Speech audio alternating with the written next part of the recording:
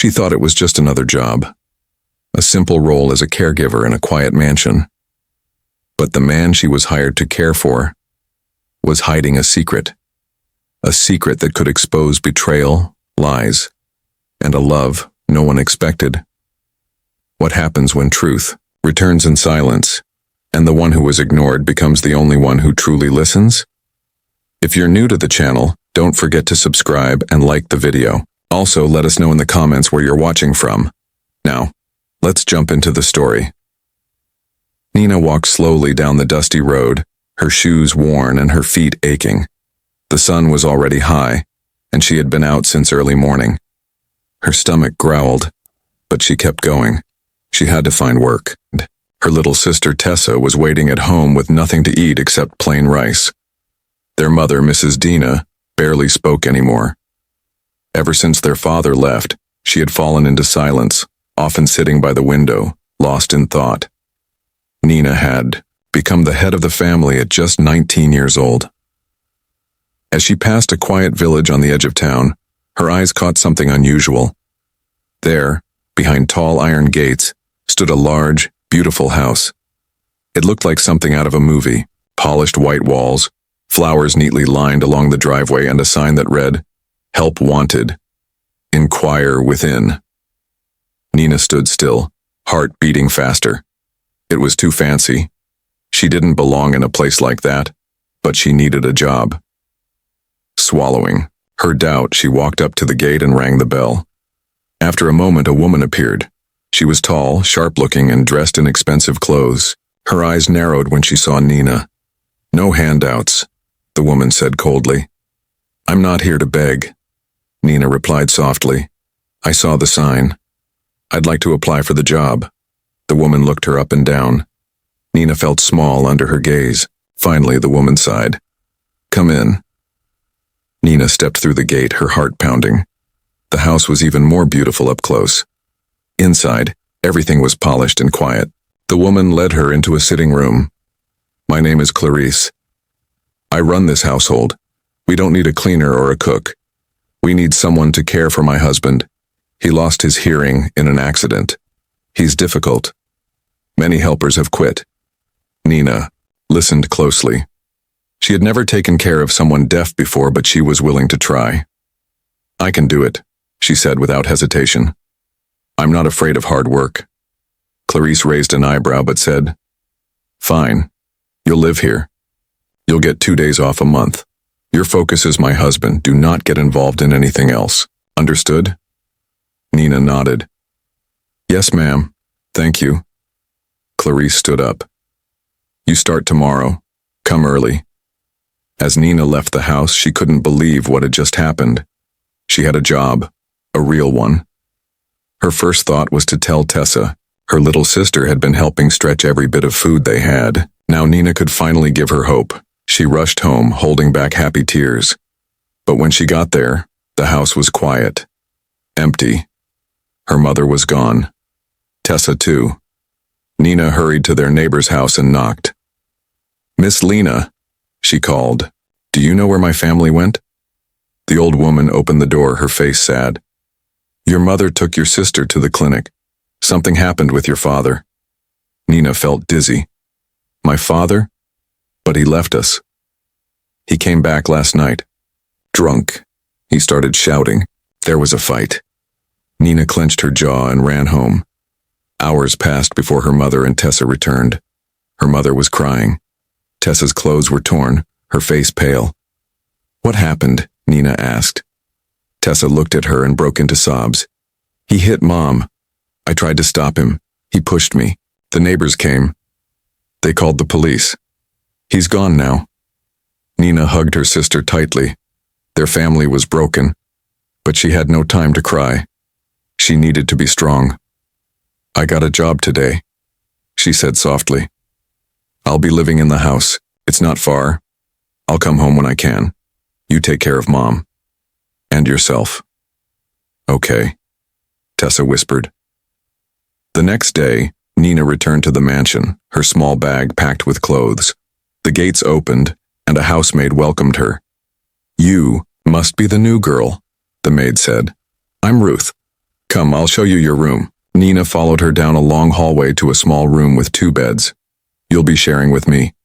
I used to care for Sir Gavin, but I gave up. He gets angry sometimes. Throws things. Why? Nina asked. He used to run a company. Now, he's stuck here. Lost his hearing. His wife controls everything. Nina nodded slowly. She didn't judge. She had known pain too. That evening, Clarice introduced Nina to her husband. He was sitting on the veranda staring into space. His eyes were tired, his face calm, but distant. This is Nina, Clarice said. She'll be taking care of you. Be nice. Gavin didn't reply. He just looked away. Clarice walked off, leaving them alone. Nina took a deep breath and walked over to him. She wrote on a small notepad, then showed it to him. Hello, sir. My name is Nina. I will take care of you. Gavin read the note, then nodded slowly. They sat in silence, the air thick with unspoken pain. Nina didn't try to speak again. Instead, she just sat beside him quietly. And for the first time in a long while, Gavin didn't feel alone. Nina adjusted the chair by the window and gently guided Gavin into it. His eyes didn't meet hers, but he didn't pull away either. For Nina, that small sign meant progress. Each morning began the same way. Nina prepared Gavin's meals, helped him walk outside for some air, and wrote simple messages to check on him. Gavin hardly responded. He rarely smiled. But he always read her notes. The mansion remained quiet most of the day. Clarice was often gone, saying she had errands or work to do.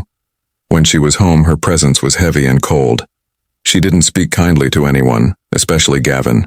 Nina noticed the way Clarice looked at her now, with suspicion, like she was watching a snake in the grass. Still, Nina stayed focused. She needed the job. Her sister Tessa had gone back to school thanks to Nina's first salary. Their mother had begun cooking again and even started talking more. Little by little, things were improving at home. One afternoon, while cleaning Gavin's room, Nina found an old notebook tucked under a pillow. It was filled with drawings and short phrases written in shaky handwriting. At the bottom of one page was a sentence that read, "I miss who I was." Nina gently placed it back where she found it. She didn't say a word, but she felt a deep ache in her heart for Gavin. Later that day, while serving tea on the terrace, Nina took out her notepad and wrote something different. I believe people can heal, even after storms, even in silence. She held the note up to Gavin. He looked at it longer than usual.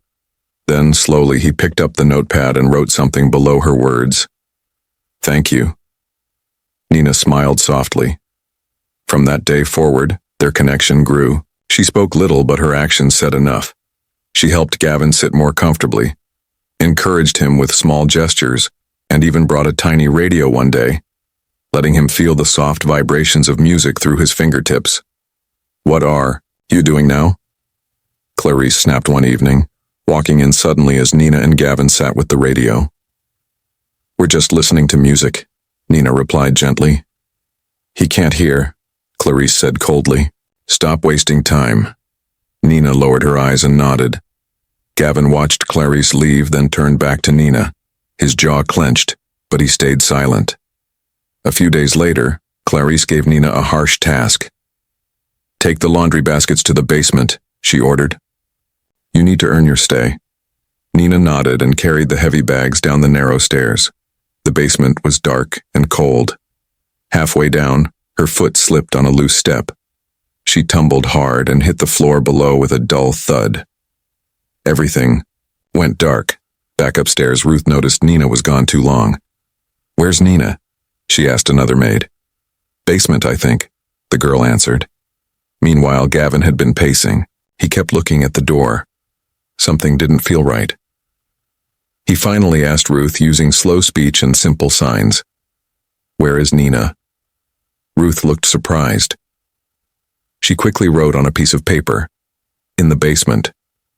Mrs. Clarice sent her. Gavin didn't wait. He rushed down the stairs as fast as he could. He found Nina lying still on the basement floor. Panic rose in his chest. He knelt beside her. Nina, he whispered. Please, wake up. She didn't respond. Ruth came down moments later and gasped. Together they carried Nina upstairs and laid her on the couch. Gavin called the doctor himself, speaking clearly though his voice still shook. "She's stable," the doctor said after checking her. "Just rest and bruising. She'll wake up soon." When Nina finally opened her eyes, the first person she saw was Gavin. His face was filled with worry.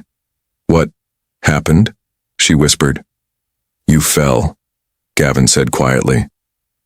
"You slipped on the stairs." Nina sat up slowly, pain shooting through her side. "Thank you," she said. "You saved me." Gavin looked into her eyes. Then he leaned in closer and whispered, "I can hear." Nina froze. "You... what?" "I've been able to hear again for some time," he said. "But I didn't tell anyone. I was scared." Nina's heart pounded. She wasn't sure what to say. "You're the first person I've told," Gavin continued, "because you cared. Not for money, not for anything else, just cared." Nina blinked away tears. "Your secret is safe with me," she promised. From that moment on, things changed. Gavin began talking more, slowly, but with purpose. They still used notes sometimes, but more often they just talked. Nina helped him practice his words, correcting him gently when he stumbled. Clarice barely noticed the change. She was always busy, coming home late, often smelling like perfume that wasn't hers. One night Nina saw her talking secretly on the phone, whispering and laughing. It wasn't the first time.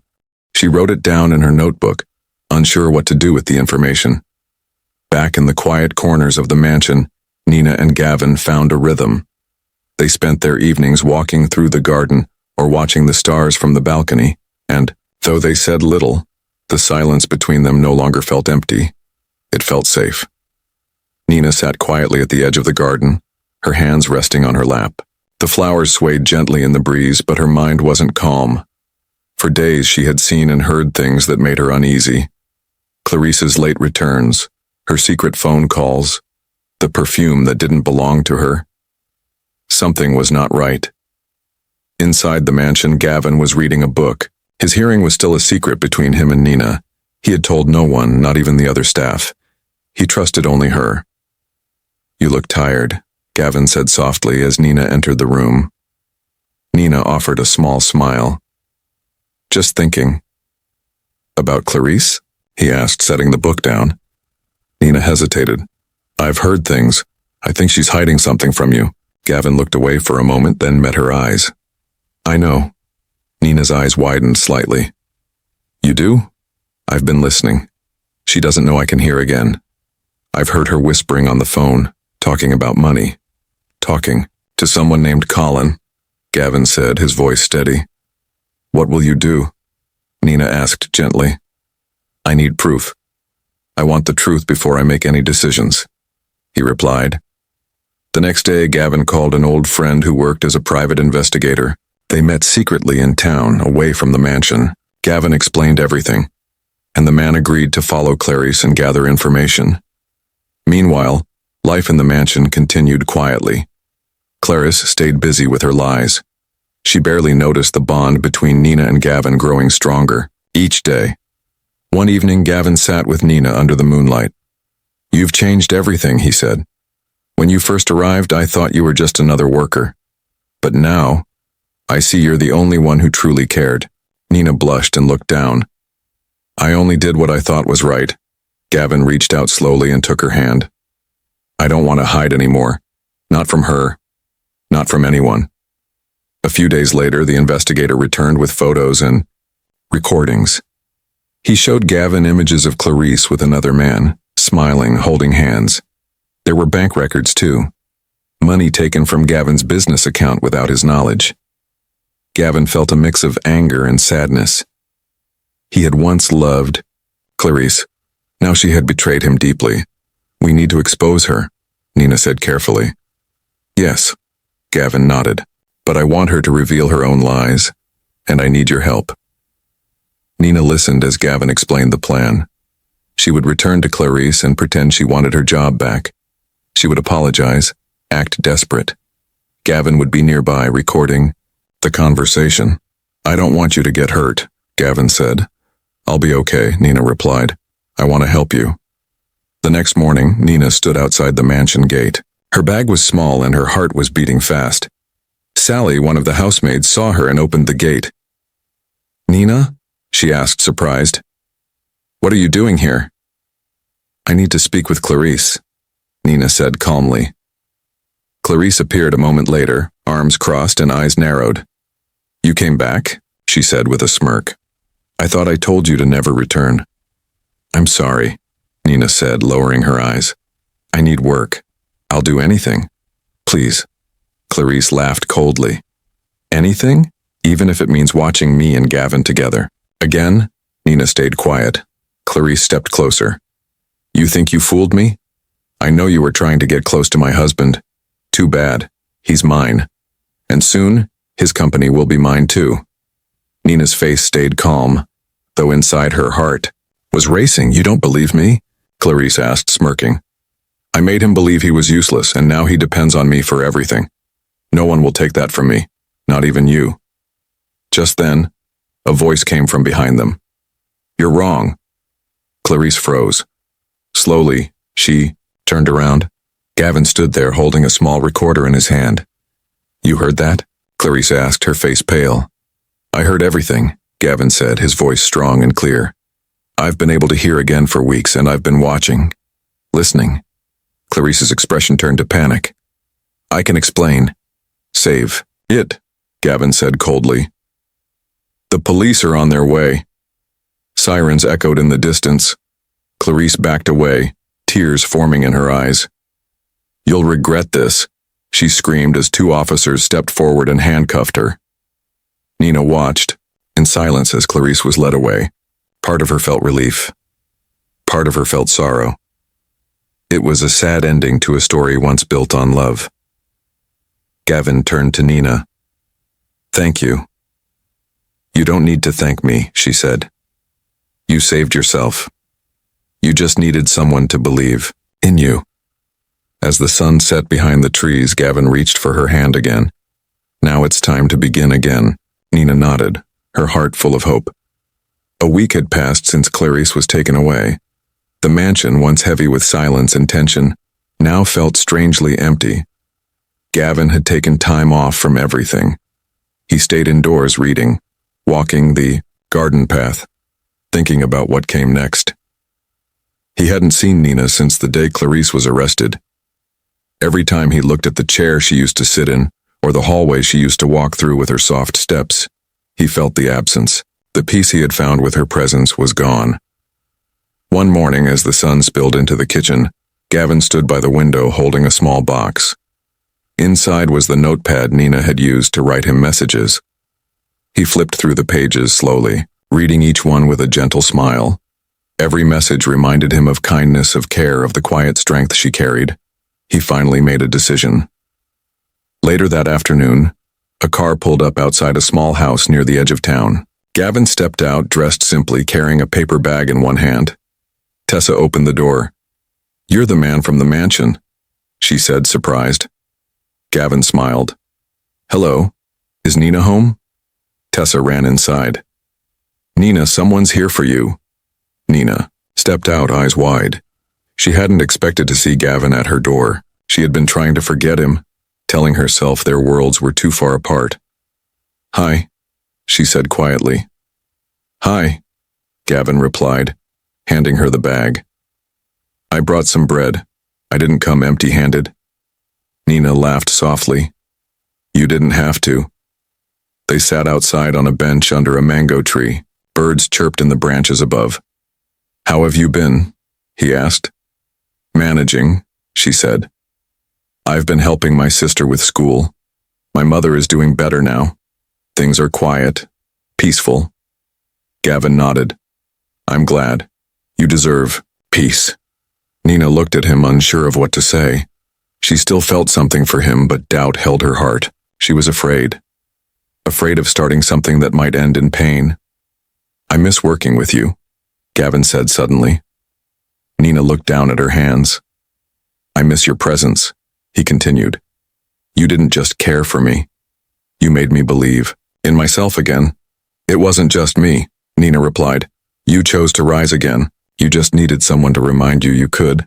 They sat in silence for a while. The sky turned soft and orange. Nina, Gavin said gently, I wanted to ask something, but only if you're ready.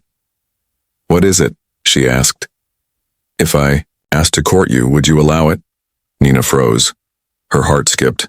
She had imagined this moment, but now that it was real, she didn't know what to say. I don't know, she whispered. I care about you, but I'm scared.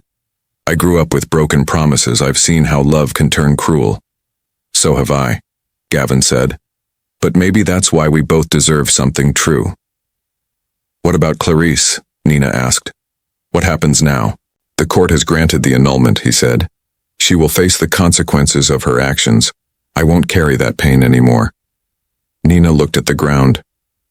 And the child? There is no child, Gavin replied.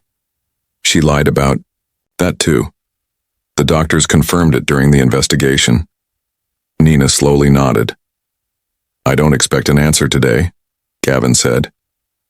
But if you ever decide to take a step forward, I'll be waiting. He stood up and placed the notepad on her lap. You once gave me words when I had none. Now I give them back to you. He walked away, leaving Nina under the tree with her thoughts. That night, Nina sat in bed staring at the notepad. On the last page, Gavin had written, You helped me find my voice. I hope someday I can speak to your heart. Tears filled her eyes, not from sadness, but from something she hadn't felt in a long time. Hope. A few days later, Gavin was working in his home office when he heard the doorbell ring. He opened the door to find Nina standing there with a small smile and a lunch bag in her hands. You haven't been eating well, have you? She asked. Gavin smiled wide. Guilty. She stepped inside. They sat at the dining table. She opened the bag and served rice, vegetables, and a small dessert. This is homemade, she said proudly. Even the dessert. Smells amazing, Gavin said. They ate together, laughing, telling stories. The walls that had once held secrets now echoed with light. After the meal, they walked in the garden. The stars slowly appeared in the sky. I thought about what you said, Nina whispered. And, Gavin asked softly, maybe we can take it one day at a time. Gavin nodded. One day is all I need. They stood under the starlight, not as a patient and a caregiver, not as a businessman and a maid, but as two people who had survived storms and were now ready to build something gentle and true, a new beginning.